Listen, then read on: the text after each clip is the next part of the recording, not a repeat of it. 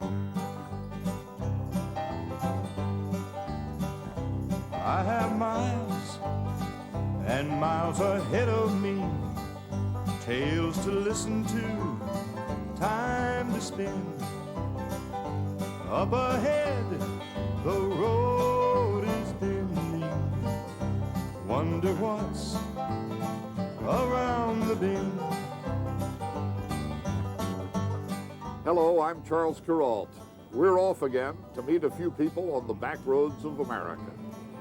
These are people you know, not from the front pages. They've never been on the front pages. They're people you know from next door and down the block. Their stories are some of my favorites from 25 years on the road. We make ginger ale the old-fashioned way. We burn you. That's Ed Dennis. He runs what is surely America's smallest bottling plant. I could bite nails then when I was young. Whew. Oh, it's terrific. That's Al Zampa. He was terrific. And what he built 50 years ago was pretty terrific, too. We have a little system here. It's an honor system. If they fail to bring it back in this afternoon, tomorrow they don't get to ride, or they don't get to ride but a little while. That's Jethro Mann. Remembering the pain of growing up without a bike, he decided no kid in his small town would ever have to grow up without one. Americans are up to all sorts of surprising things. You never know what until you go out and have a look. The interstate highways have made it possible to cross the country from coast to coast without seeing anything. We stick to the back roads, which are full of surprises. For example, the other day I had a sip of a soft drink, which came as a surprise to me. Blenheim ginger ale would come as a surprise to anybody. The Blenheim Ginger Ale Company nestles, some would say squats, out here in the South Carolina woods. The world, which is busy knocking back Canada dry, takes little note of Blenheim. A lot of people right here in Marlborough County don't even know it's here. But it's here, has been since 1904, which must be about when they invented the bottling machinery that ruins Ed Dennis's day, every day. What with the bottles falling over all the time and Ed having to straighten them up, he only managed to bottle about 20 cases of Blenheim ginger ale the day we were there. He probably could have done that by just pouring the stuff in with a funnel. But once bottled, Blenheim is a drink Ed Dennis is proud of. What a kind of borrowed phrase that's gone around a lot lately. We could say that we make ginger ale the old-fashioned way. We burn you. He does, too. Blenheim ginger ale is not made for the faint of heart or the tender of gullet. Well, I haven't had a sip yet. Can I try it? What is it that makes it special? Well, we go strong on the ginger. We don't compromise on our taste. It's a throwback to the strong drinks of yesteryear. Oh, yeah. Yeah, it is a little stronger than... Well, I started you off on my milder version. I do make This is the mild? That's got a kick like a mule to it, my old number 3. The really hot stuff. This is it, huh? And sip it with caution. It's almost firewater. Looks about the same.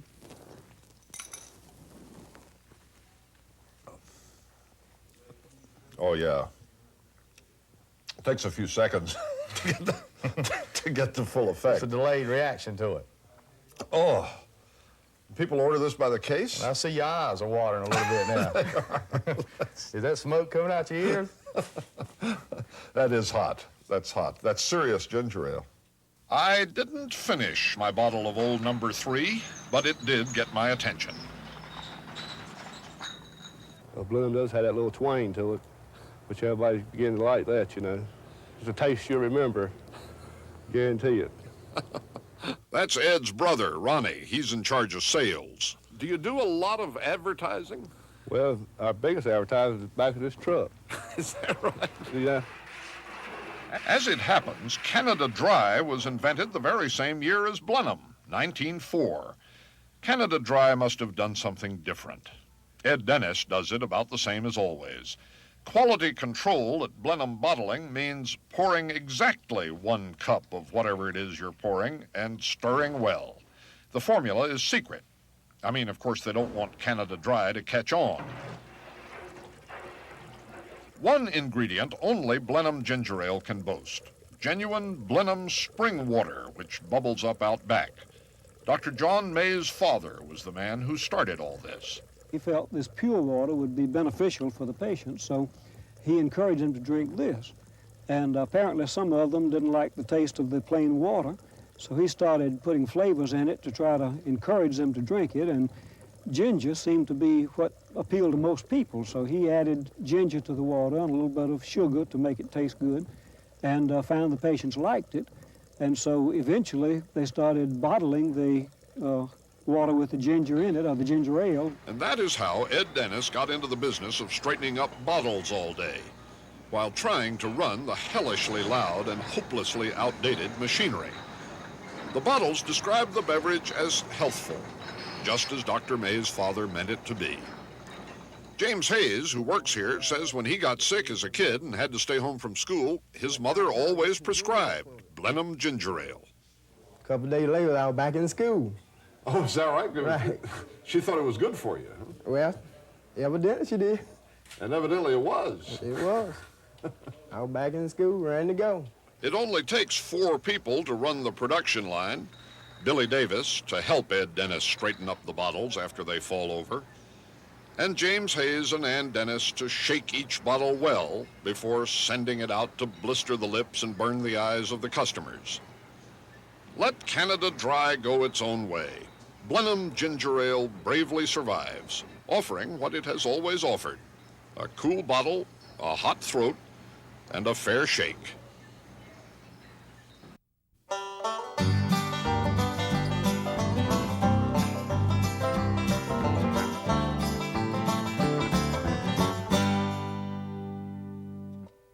Drive across the country and you find that hardly anybody makes anything. I think of my own friends and neighbors. One of them sells insurance. One of them takes pictures for a living. One's an actor. One's a lawyer. None of them makes anything. I talk on television.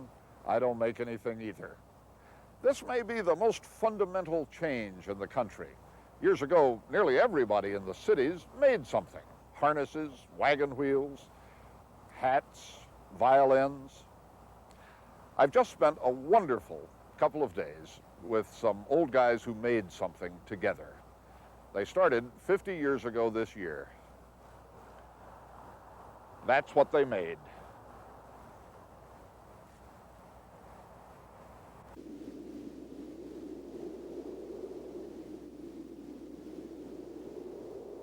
There had never been a bridge like the Golden Gate Bridge, and there had never been a job like the job of building it. The wind was sharp, and the fog was cold, cold at the bone. But there was some beautiful scenery, too. Sometimes you'd be working above the fog, and it was great. And it was a job that was going to be one of the greatest things that ever happened. One of the wonders of the world, I guess it was. 50 years ago, the Golden Gate Bridge wasn't here. There were serious doubts as to whether it could be put up to stay against the wild winds and tides of San Francisco Bay. Alfred Zampa was one of those who volunteered to put it up to stay. He was an aristocrat of the construction trades, an iron worker, and he got top pay in hard times, $11 a day. Hard times and depression, too. We didn't have much work, you know. Al Zampa needed that job. To get it, he had to get past the union business agent. The BA says, well, it's all right. I'm going to let you go out there. You make sure you vote for Roosevelt. I says, naturally, who else am I going to vote for? Frenchy Gales was not an iron worker. He was a bus driver who had just lost his bus driving job and who had never been up on anything higher than his garage roof. And we used to have to go from one cage to the other on a 2x12 plank up there, 500 or 600 feet, no handrails or nothing on it. Believe me, it was hairy. I didn't like that. I had good long toenails on my feet by the time I got through. Edward Souza was on a WPA project and looking for something that paid better. he knew building the Golden Gate Bridge also was going to be more dangerous. And it was. I guess it was the challenge of myself against the bridge and the feeling that I had.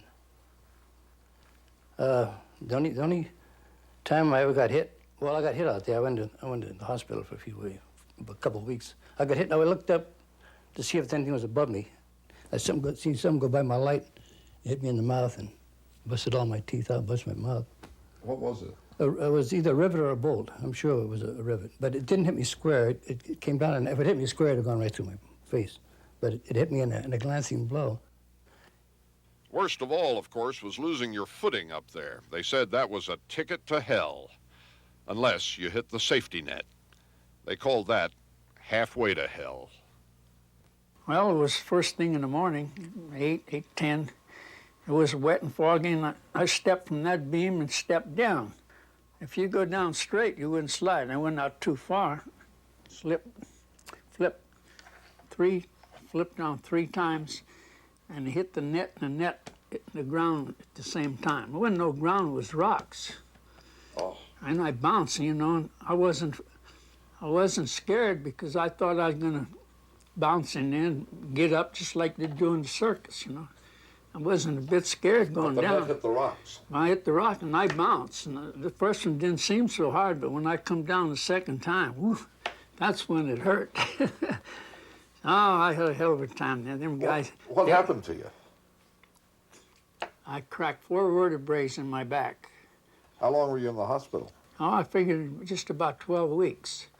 But all the time, my friends would come and see me, you know. They come and see me and give me a lot of bull. Says, you know, Al, you might as well start going out there selling shoestrings or something because you never make it. Your nerve's gone. You'll never get out there. So when I went out of the hospital, I didn't come here. I went right out to the bridge and walked all over that thing. I was going to make sure. No problem. The greater horror came later, when a construction platform collapsed, carried the safety net down with it, and 10 men down with the platform and the net into the ocean. And all you could see, the tide was going out. All you could see was lumber, and I saw one boat way out picking up 2 guys. They picked 2 guys up. One guy was alive, and he was hanging on the other guy, and the other guy was dead. He got killed in the fall, but this guy hung on to him. And then one guy, when it went down, he grabbed a hold of one of the iron beams on the bridge, and he hung there, you know. And they dropped a rope down to him. He had no part of that rope. He just hung on to that goddamn thing. He was a little Irishman, and he had a corncob pipe in his mouth, and he didn't let that go. Finally, they took the journeyman rigger, and they dropped him down and tied a rope around him, and they jerked him up. And He was okay. He was okay, and he went right straight down the thing to the office and quit. He had enough. Why didn't they all quit? What kept them pulling on their coveralls and packing their lunch buckets and climbing up there into the fog every day? Some were killed instantly on the job. Many, many more were maimed by lead poisoning and falling steel objects. The ones who were left each night climbed up there again the next morning. Remember, these were hard times. 150 men down that tower waiting for a job, waiting for us to either quit or fall off. Right down the bottom of the tower. Hell, they cook beans and bacon butts into these 5-gallon tins, you know. Big fire there, waiting all the time. And they wasn't as cold as we were. Look down and see that fire going down. Jesus. Can you believe that all that was 50 years ago? No, just like yesterday. Just like yesterday. I got my fingerprints all over that iron, I'll tell you. Well, once in a while, I'll come across the bridge and I'll look at those towers and look how high they are, you know, and see, I worked on that. I remember being up there. That's the feeling I get. It's a proud feeling.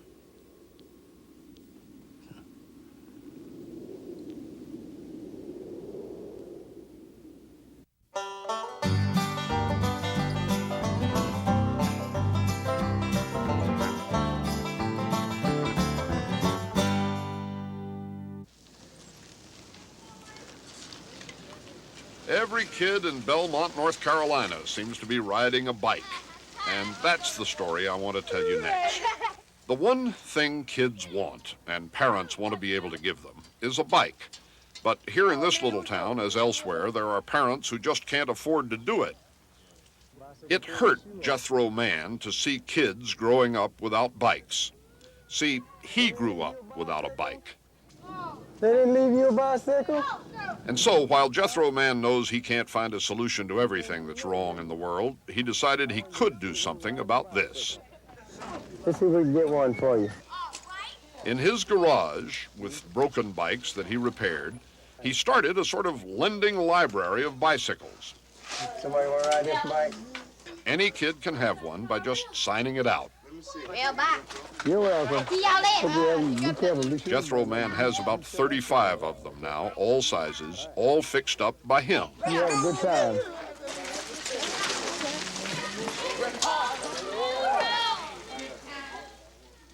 I notice they're all pretty careful to check them out. Yes, we have a little system here. It's an honor system. If they fail to bring it back in this afternoon, tomorrow they don't get to ride, or they don't get to ride but a little while. So they're pretty nice about bringing them back, and we try to use this as a learning situation for them. Teach them how to be responsible for something.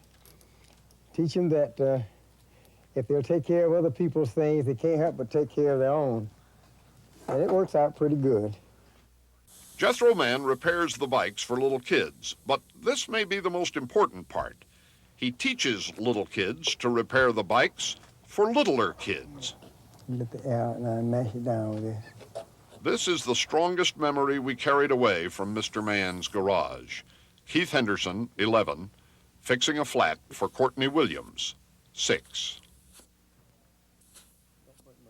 All right. You're in for business. What do you say? Thank you. You're welcome. You're welcome. Turn it over for him.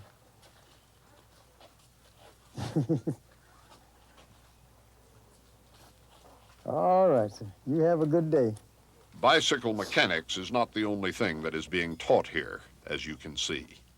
I think a lot of times the politeness is a reflection. This is my way of thinking about it. Sometimes children will treat you kind of the way you treat them.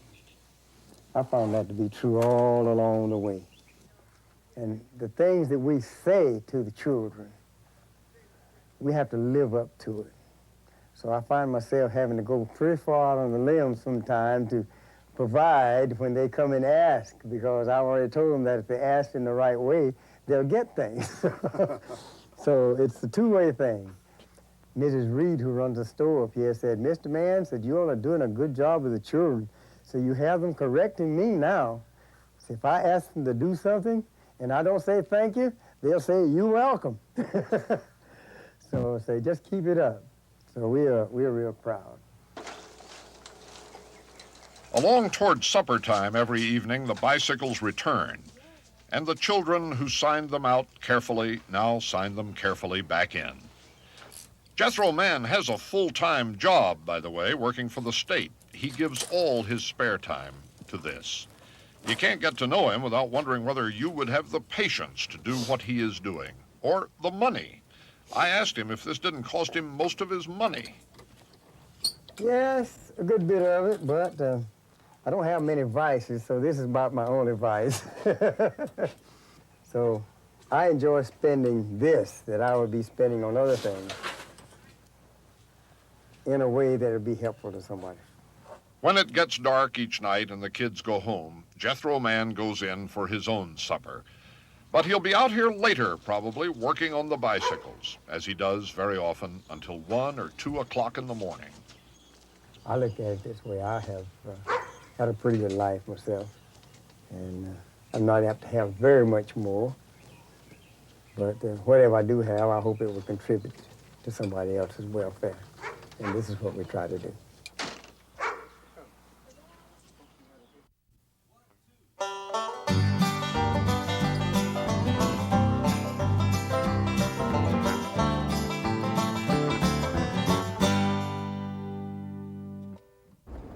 Well, time to say goodbye until our next trip together. We've heard about a story up the road here, but we kind of hope we never get there. With luck, we'll stumble upon something more interesting along the way. I can see the road is bending. Wonder what's around the bend.